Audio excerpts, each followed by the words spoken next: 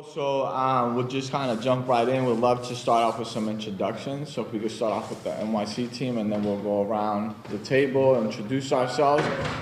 For the council members, I think it would be great for the mayor and chief to hear your name, age, neighborhood, and school, just so we can see what representation we have, and then we'll kind of go from there. We'll start off with the agenda. Does that sound good, everybody? Yeah.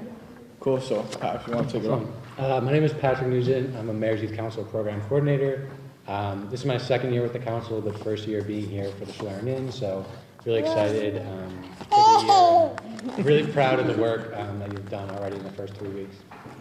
Hi everyone, my name is Dana Gracie. I'm also a Mayor's Youth Council Program Coordinator, and this is my second year running the Mayor's Youth Council with this great team, but my first time at the swearing in. I can't wait to spend the rest of the year with you guys.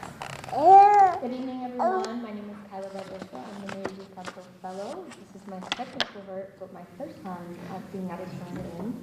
But yes, just like everyone said, very proud of you guys. Hi, my name is Lisa. I'm 17. I go to Boston School. I'm in 11th grade, and I'm from East Boston. My name is Jenny. I'm 16. I'm a junior. I live in Rockland. My name is Jeanette. I'm 17 years old. I'm a senior at Josiah Quincy Upper School, and I live in China. Hi, my name is Sophia. I go to Josiah Quincy Upper School. I'm 17, and I'm a senior, and I live in South Bend. I'm 16. I'm in 11th grade, and I go to Ensel Academy. My name is Kevin. I'm 16. I'm a sophomore at Boston Latin School, and I live in Boston. My name is Amy. I'm 16. I'm a sophomore at Boston Latin School, and I live in Dorchester. Hi, my name is Kapil. I'm from West Roxbury. I'm 15, and I'm a junior at Linfield High School. My name is Sam. I go to the John D. O'Brien. I'm a senior, 17, and I live in Rosendale. My name is Vincent Farouk. I'm a junior. I go to the John D. O'Brien School of Mathematics and Science. I live in Mattapan. Hi, I'm Kyle. I'm 16, a junior at Boston Latin School, and I'm from Dorchester. Hi, I'm Isra. I'm 16. I'm a senior at Boston Latin School, and I live in Britain. Hi, I'm Ross. I'm 18. I'm a senior at Boston Latin School, and I live in Charleston. I'm a junior at Boston Latin School. Hi, I'm Vin. I'm 17. I'm a junior at Boston Latin School, and I live in Dorchester. Hi, I'm Dean. I'm 17. I go to Boston Arts Academy, and I'm from Dorchester, and I'm so glad to be here. Hi, I'm Martin. I'm a junior at Boston Latin School, and I live in Roxbury. Hi, my name is Vivian Day. I'm a junior at Boston Latin Academy. I'm 16, and I currently live in Dorchester. Hi, I'm Lily Rose. I live in the West End. I'm 17. I'm a junior at the Windsor School. Hi, my name is Bea Samuels. I'm 16. I'm a junior at the Newman School, and I'm from Beacon Hill. Cool, and I should have definitely met you guys all by now.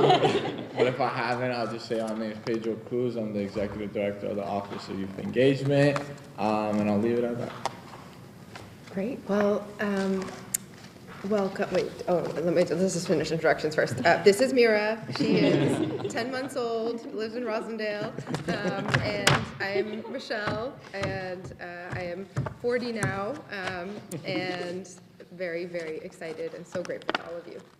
Good evening, everyone. Jose Masso, Chief of Human Services. I'm a graduate of BPS, Boston Latin Academy. My oldest child graduated last year from BLA as well, and my youngest child is a freshman at Boston Latin Academy as well. Cool. So I'll start off just to go with the agenda. I'll share a few words, the chief will share a few words, then we'll let the mayor share a few words. Then after that, we'll get into the oath. Then we're going to try to take a group picture, and that'll kind of end the ceremony in terms of the swearing in. But with that, again, I just want to start off by saying I'm very proud of you guys, man. Honestly, I'm really excited about this year. So the office is going on 3 years. It's actually a brand new office. We're going on 3 years in February.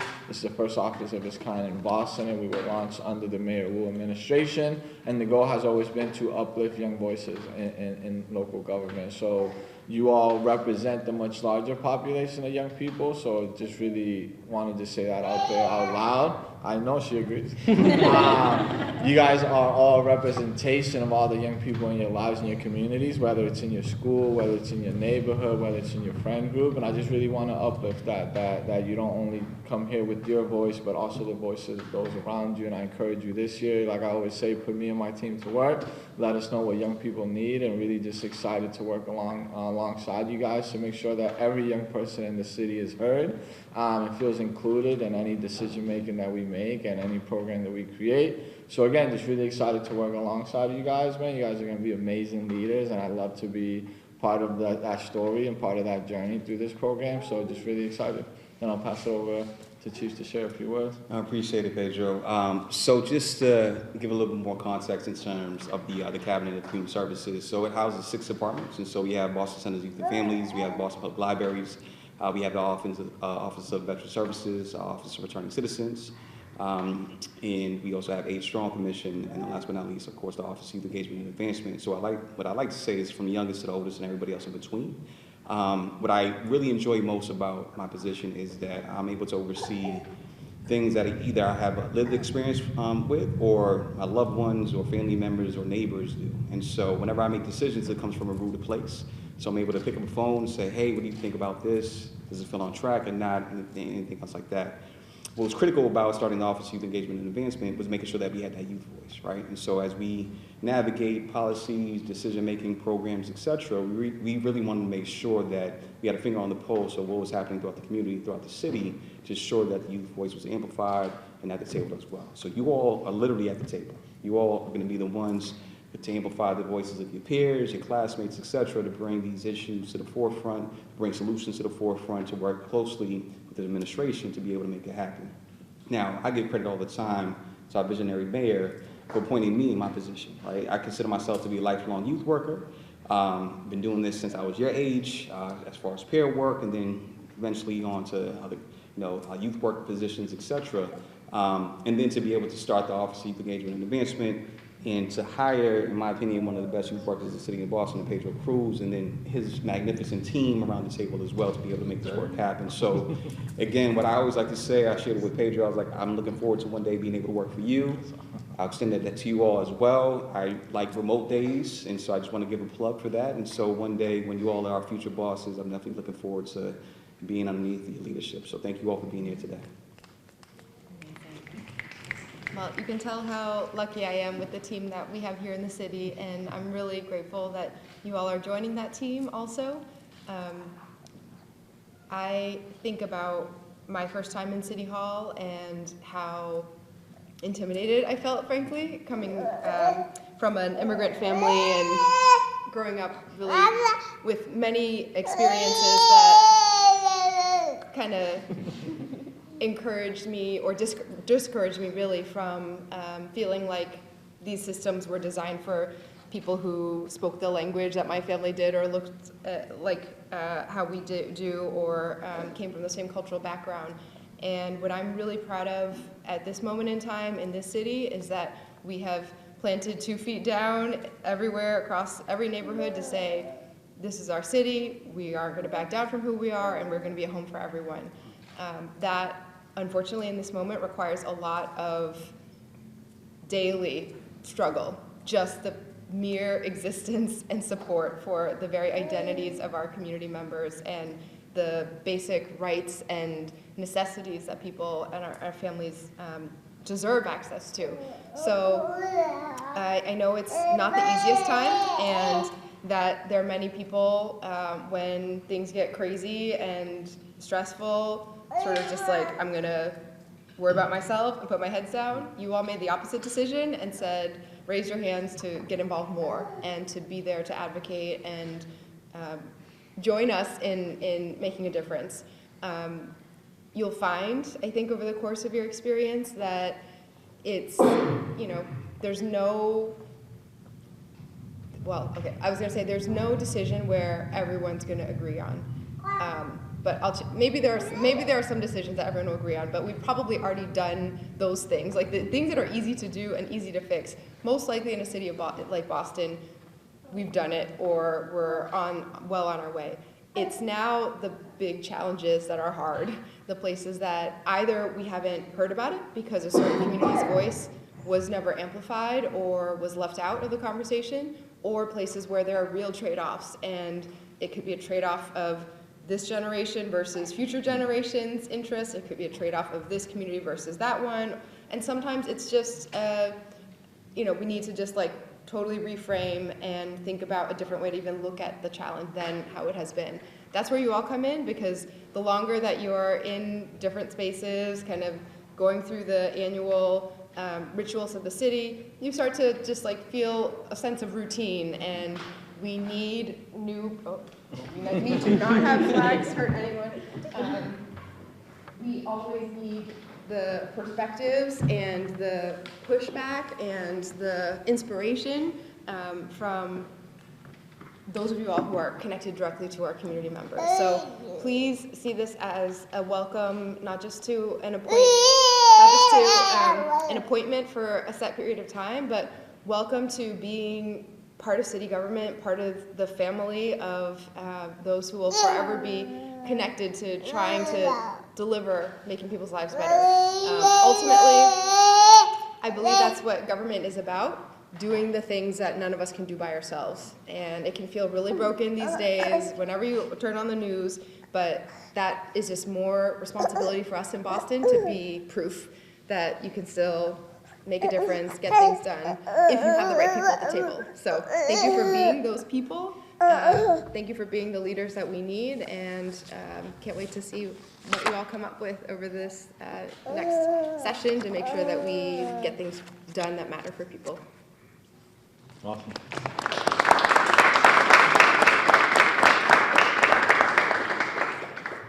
Cool, do you want to go into the oath? Yeah, do you have, Oh, I have it here? yeah, you good, yeah. Oh, it has- Thank you. Good catch, thank you. She's at the age now where she can get into anything, crawling, reaching, grabbing, but then like has no way of understanding what safety versus not safety is. So, thank you for keeping us safe. Okay, do you want to, everyone stay seated or stand, or what do you think is the? Stand up. You want to stand? Yeah, it's Okay. cool, so we got everybody stand up, please. Oops. No, please.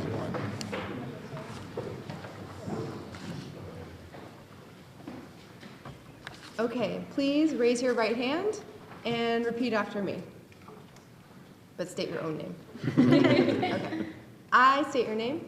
I, B. Samuels, Do solemnly swear. do solemnly swear To support the mission of the Mayor's Youth Council. to support the mission of the Mayor's Youth Council And to serve on behalf of the Mayor of Boston. and to serve on behalf of the Mayor of Boston And the people of Boston. and the people of Boston. I will execute the responsibilities of my position. I will execute the responsibilities of my position Faithfully and with integrity. faithfully and with integrity. I will represent and give voice. I will represent and give voice To the diverse youth of Boston. to the diverse youth of Boston And work diligently. and work diligently To advance their interests. to advance their interests And improve their well-being. and improve their well-being. Congratulations, Youth Council.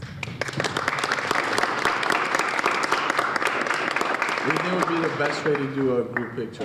On this wall? Yeah. Cool, all right, so if I can have all the council members line up in a group on this side, and then the NYC staff as well, we'll take a group picture. One or two more. Last one. All right, anyone else need to? Good? Yeah. All right.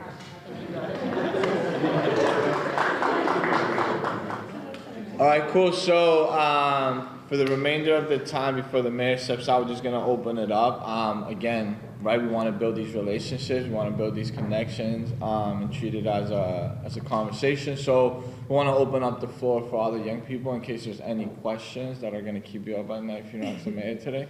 But this is your opportunity, and it could be anything. Honestly, it could be anything in terms of just something you're curious about, something about the city. Career, history, stories, anything you want. So just want to open it up real quick if there's any questions that you guys may have for the mayor. So we'll go in the order that I saw hands. Yeah, and then we'll go down that and then we'll come right back up here. Like going into a new administration, do you have any new goals, and how do you think we can assist with them? Yeah, it's a great question. So what I'll say is that I am always someone who's trying to, like, okay, how do I say this? There's a real hard balance in city government between wanting to go as fast as possible and being impatient to make change or kind of, fix things because you see how fast kids grow up, and like every 4-year term, someone goes basically from kindergarten to almost like starting, middle school, or from high school to graduating. And so we want to just deliver more, go faster, do better in every possible way, incorporate all the lessons that we learned. And the first 4 years was a lot of building systems, building a team to then build real processes and systems that worked. Over the course of the campaign, we hear a lot about places that maybe things were going really fast and going all in, but people also need to and should be part of feeling like the whole community is processing what's happening together as well. So there's a balance between going fast and also making sure that we're being responsive to the right issues and considering all of the different trade-offs and perspectives to everything. I think for me that means as a baseline, okay, anyway, if you see a baby, just let me know. As a baseline, I want Boston to be the best city for families. We have so much going for us in terms of resources, like the best hospitals in the world, the best universities in the world, the most amazing activism within our community, and such a history of standing up for what's right, and just like oldest school, oldest public library, oldest public park, because we're good at inventing things that help people here in this part of the world. But we need to make sure that that is reaching everyone. And in order to be the best city for families, I think I have like 3 buckets in my head. One, we have to make it easier for people to stay here, to afford housing, childcare, food, all the necessities of life, and also the things that you should enjoy. That's why we've made museums free for families, and bike lessons, and public parks and all that. Second bucket, in addition to affordability, is just like a sense of, I want people to feel like it's a given, that whatever you need in Boston is going to be, you're going to figure out a way, it'll be easy, you don't have to have a headache of how to register for school, or how to, if you want to throw a party, then you need to get 6 permits to like this and that and the other. Everything should just be convenient, and sometimes the best praise for city government is that you don't even notice it because it's so smooth and it's like just so natural. And then the third bucket is around connection and community. More and more these days, for a variety of reasons, I think people are isolated, and families who used to have big support networks because everyone could afford to live together, all generations are now separated in a lot of different ways. And there's a major way that families are being separated now by the federal government also. Our devices and algorithms that more and more you sort of are following and sent to follow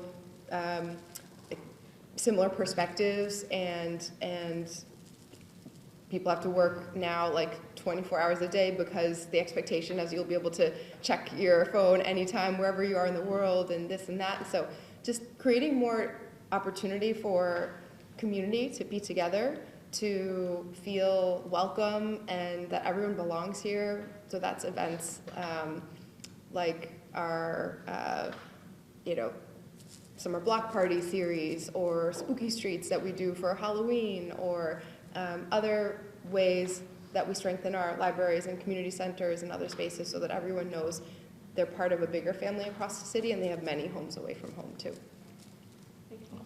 Thank you. And I saw, we could go down that road real quick, Ross, and then.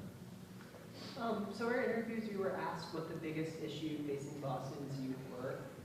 What do you think is the biggest issue facing Boston's youth? What was your answer?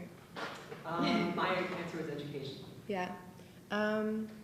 I mean, I think it's the same. I guess big picture, I would say the difference between young people today and young people like, I don't know, 3 or 4 generations ago is that the choices that have been made by generations before this one have narrowed and narrowed and narrowed the pathways that are available.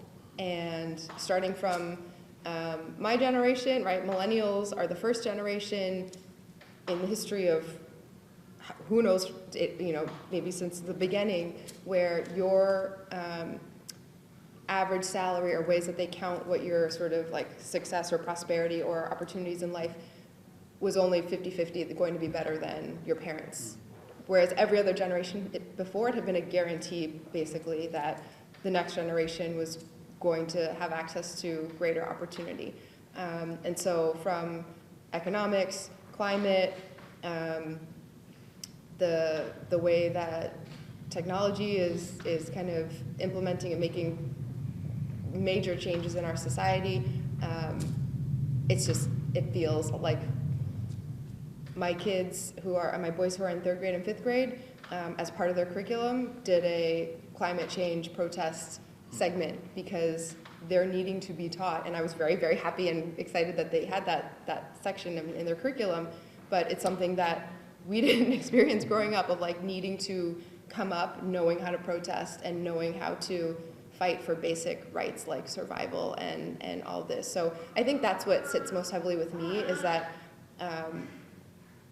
you think about wanting the world to grow bigger and bigger and bigger, more opportunities for every generation after, and we are in a real moment of reckoning in terms of whether the opportunities are going to be bigger and greater, or if we're sliding back. I think if you just zoom down to like Boston and not the macro, I would agree with you that I want to make sure our schools are the best in the country, and we have every possibility and tool to do it. We just have to get everyone together on the same page and make it the priority. Awesome, thank you. So adding on to Bridget's question, I think our administration currently has made it hard to keep Boston like a welcoming city, for example, like it keeping it a sanctuary city. So I want to ask, like, how do you stay hopeful? And if you've ever felt stuck, how do you deal with that? And what advice would you give us to keep staying hopeful? Yeah, so you all know that headed into next year, 2026, the whole country is going to be doing this like major retrospective because it's the 250th anniversary since the signing of the Declaration of Independence. And with the look back, it's actually helps me a lot, like going into all the little stories and the ways that we've celebrated 250 years in Massachusetts, because we would not have gotten to July 4th without everything that Boston did in the multiple years leading up to that. I think, yeah, there's so many reasons to feel just down about everything. And somehow when you think that it was like enough, they come up with one more way to attack or just do one more thing. But I guess Boston's history is one that shows us we've been here before, not just 250 years ago, but 50 years ago, in every generation since then. So many of the major organizations that we partner with as a city around affordable housing, civil rights, just amazing community organizing, all celebrated their 50th anniversary in like the last, I don't know, like year to 3 years. And so it reminds me that every couple generations there is a moment of real consequence, and that moment is really, really hard. You have to make tough decisions. You have to just do things that seem impossible, but then it ends up laying the foundation for change and just like generational opportunity after that if you really like seize that moment. So how do I stay hopeful? I look at our history. I look at what this incredible city has done over many, many centuries at this point, and how we have not always included everyone in the story of Boston and in the history that was made, but we're making more progress on that every day. We're determined to do it right and to do it better. And every single day out in the city, my job is to be there to see what's happening. And for the 80% of my time is seeing amazing things that are happening at the neighborhood level and in communities. And if we could just make any one of our neighborhood leaders or you know, local, even like youth sports organizers, president, like our country would be on a good track right away. So there's amazing stuff happening in Boston every day, and we just have to figure out how we protect each other until we get through this next period and be the example that the rest of the world needs. Cool, we're gonna take the last two real quick because the mayor has to go. I know you raised your hand and then we'll go to. This is a question very similar to what you first said.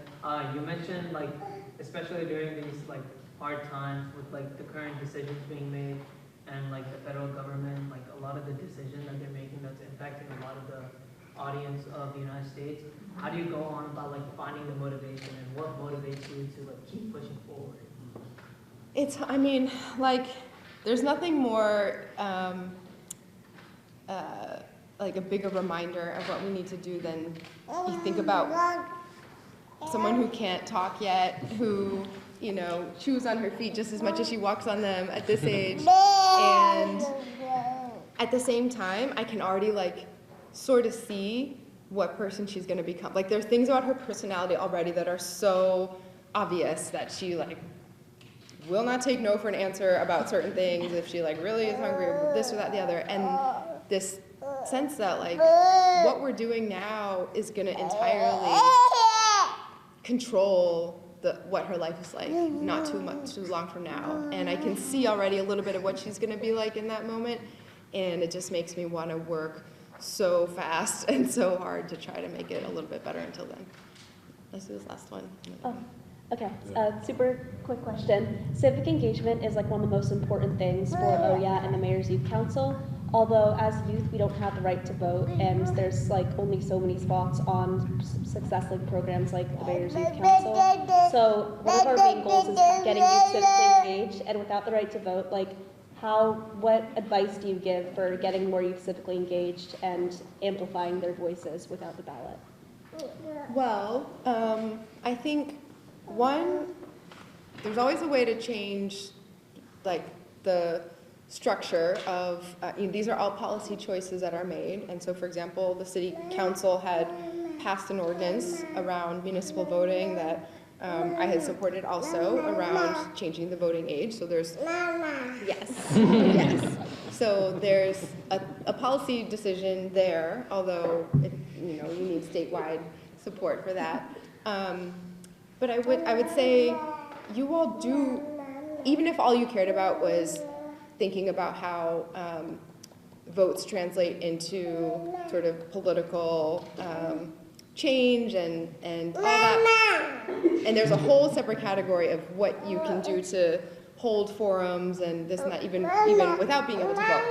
But you also control a lot of votes too. I mean, the number of people who I heard from who said they just listened to their kid, their grandkid, about what they should do in the election. You have powerful platforms. You are able to communicate in a way that I think generations before just haven't been as fluent in understanding how to tell a story really quickly, really visually, and it's just natural for you all, which is very different from people who grew up, only reading newspapers, for example, or only with other ways to consume information. So use those talents and use the platforms that you have to influence elections and to campaign, to get involved, and even if the law doesn't change in time for you to be able to vote as a young person, you will be voting soon enough also, and so make the most of every vote when you can. Thank you so much. Awesome, let's give the mayor a big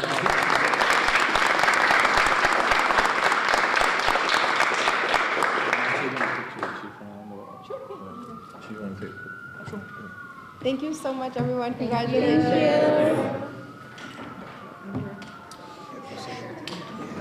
How's you guys' week?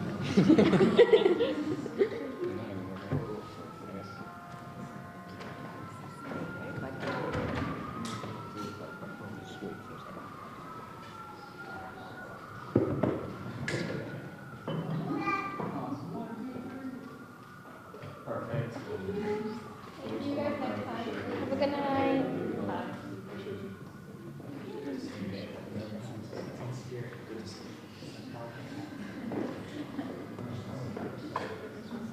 Cool, so the popular person left and now kind of stuck with us. But no, seriously, I would just close out by saying that I hope you guys really heard the message today, man, which is really that you guys are leaders, that you guys are put in a position to really speak on behalf of the youth population of the city of Boston.